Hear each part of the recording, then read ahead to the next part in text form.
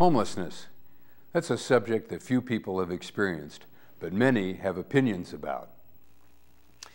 At the Upper Room, we've been working with the homeless for over 15 years, and we know that many think of homeless as something people choose to be, rather than getting an education or finding a job and living their idea of the American dream. But much of what people think is wrong. So, what is the story here? In a moment, you'll hear from men who know the hard truth about homelessness from having lived it. They'll tell you in their own words how they became homeless and what they experienced.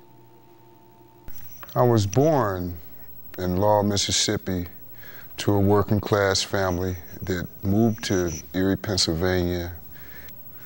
I lived a basically normal life, you know. My mother and father, you know, they provided a decent foundation for us, you know, to help us to become well-rounded individuals with morals and character, you know, just to be decent people such as yourself. But somewhere along the line, you know, like, I felt trapped, you know, because I had to live a certain way, but other people were living another way, which I preferred, and which wasn't the right way, you know, come to find out. But to make a long story short, I rebelled against the authority of my parents, and, you know, I got out on my own and ran into people that used drugs and drank a lot, and, you know, they just were involved in a lot of illicit activities. In like 1994, I encountered a friend of mine, took me to the Upper Room. And I'm like, oh, this is all right. You know, I could sit up there and have coffee and think about what I need to do and try and just stay out of the way until I got my head back straight, you know, to function normally in society. But it took a while, you know, of ups and downs, you know, going back and forth, in and out of just the same drug activity and drinking and just being around the wrong type of crowd, until I finally just got tired of it, you know, because I was losing everything around me that truly loved me and cared about me, you know, and I was just being an embarrassment to myself and to my family and to all the people that I love. Fortunately enough for me, that the seeds were instilled in me not to do certain things, and I would draw the line there and I wouldn't cross it.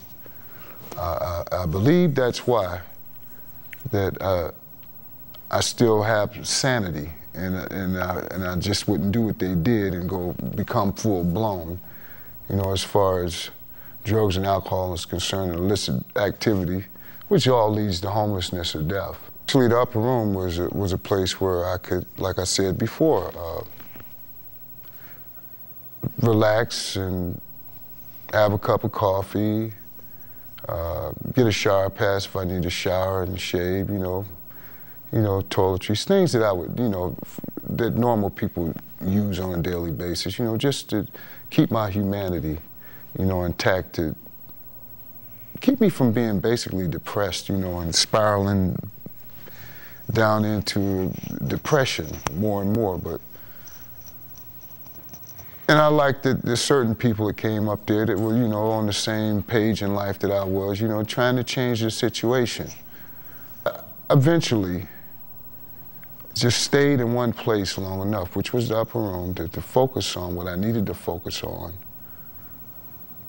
to bring me up out of the slump that I was in, as far as, you know, staying away from around certain people, just changing up and just watching people that I thought was doing things that I might want to do, you know, just borrowing pages out of their book, applying it to my life. My life now, it's on an upward spiral. It's not downward, it's upward. I'm presently, you know, I have my own place. I I go to college, you know, I'm in the IT program, I'm getting A's and B's, and my relationship with my family is improved immensely. You know, they want me around. It's not that they didn't love me, it's just that it just was sad to see me destroying myself when I couldn't see it. And I basically enjoy life now, you know. I could see light at the end of the tunnel where before I couldn't even see the tunnel, let alone see any light.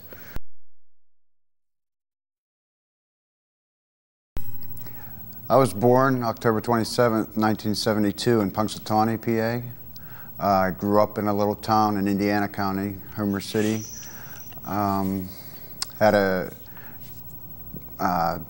twin brother, and an older sister of 3 years. Grew up in a Christian family, very loving. In high school, I got straight A's, not straight A's, but I got honor roll through graduation. Did a lot of outdoors with my family. Every spring and summer, we'd go fishing, go hunting in the fall and in winter time. I had the best parents I could ask for. It's an all-around loving family. After graduation, I joined the Army, and my first duty station was in Germany. Started drinking heavily, started messing with some different drugs. This is the first I ever drank or did any kind of illegal drugs was in the military. All through my childhood, I was a good child. And after I was kicked out of the Army, and things went downhill from there. I had lost a lot of jobs. Finally, in 2007, I was in a rehab, and they sent me to Erie, PA, to the Salvation Army. And after I finished that, I stayed here. Had a job for a little while, had my own place, and then I lost that and lost my place, and started becoming homeless. I stayed at the mission, city mission. Being homeless for me had its ups and downs. The downs, of course, is living day to day, living out of a bag, a duffel bag, going to meal kitchens. The upper sides were, I was saved and baptized during my homelessness. That's is when I really needed help, and that was the greatest thing for me, for being homeless. And there's other places out there. The Upper Room helped me a lot.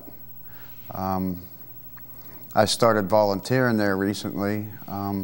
When I first started going there, it was just to get in and out of the weather, for free coffee, just a place to really waste a lot of time during the day. And then after getting to know people, the staff there, they helped out a lot with my. They helped out a lot with my ego. I still look up to a lot of them as mentors. My life now is doing well. I'm still not where I want to be. I'm still homeless. Working on my SSI. I have severe diabetes and depression.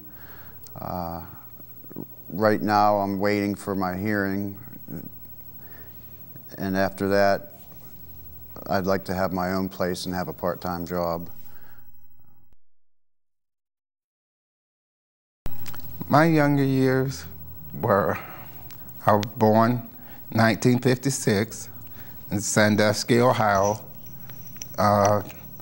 to my parents. I lived there until I was 4 years old, when both my parents were killed. Then I wound up going down to Mississippi to live with my grandparents. And I stayed there till I was like 14. Then I couldn't get along with my grandfather, so then I ran out to California because I heard, I used to play in a band. So I thought it'd be easy breaking into the music business if I went out there. But after I got out there, I was homeless. I was living in different places. And finally I got in some trouble and wound up having to join the Marine Corps. So I went in the Marine. My first duty station was Camp Pendleton, California, in which I did 2 years there. Then I went over to Okinawa, Japan. And I served there in the military till about 1983, and then I got out. And I wanted to find my family because we was all adopted different. And I started tracking them down. First I went from California to Sandusky, Ohio. There I found one brother of mine lived there, and then he told me where the rest of my family. And so I came up to Erie. When I came up to Erie, I found 2 sisters and 1 brother here in Erie. And I sort of stuck around and got a job. My first job was at GE, in which I got it by taking up machine operator training. And that's how I got in there. And after that, I went to college. I went out to Mercyhurst and took up food service. And when I finished there, I went out to the Cockrell Club and worked there for about 5 years. And got too political and I didn't like it, so I decided I'd try out truck driving, which did pretty good, but wasn't for me, especially when I was married. I got married, I have 2 kids that are here, and then I have about 6 or 7 that's out of this state. And now I have a new grandson. And my life now is, I'm not homeless anymore. I am currently in the Soldiers and Sailors Home, and I'm working with their program. We do a lot of traveling and different things, and they're working with me to get financially sound, get some sound straight finance, and also working with me to get me in that CWT program to get a job. So right now I'm just waiting to hear from my disability claim, because I went from being a non-insulin dependent diabetic to now I'm an insulin dependent diabetic. And right now I'm on a weight loss program because I figure if I can just lose the weight, I get off the insulin, maybe even get off the pills. And I have a grandson to look forward to running and playing around with. The upper room helped me out a lot because I was homeless. I was staying, sleeping on the ground, sleeping wherever I could sleep. And the guy from the upper room called up and said, "You asked me what's our veteran?" And I told him yes. And he figured that veterans shouldn't be sleeping out on the street, so he made a call up to the VA hospital. And this lady, Larissa, came to see me. And about 3 weeks later, I was in a Soldier and Sailors Home. Ronnie, Marlon, Jerry, their calm voices hide the fears of yesterday when they lived these stories that they now tell so matter-of-factly. They're on a better path, thanks to their own courage and determination, and perhaps some help along the way. But there are many who can't do it alone. So if you think something more could be done to help the homeless, go ahead. Do something. It's just that simple.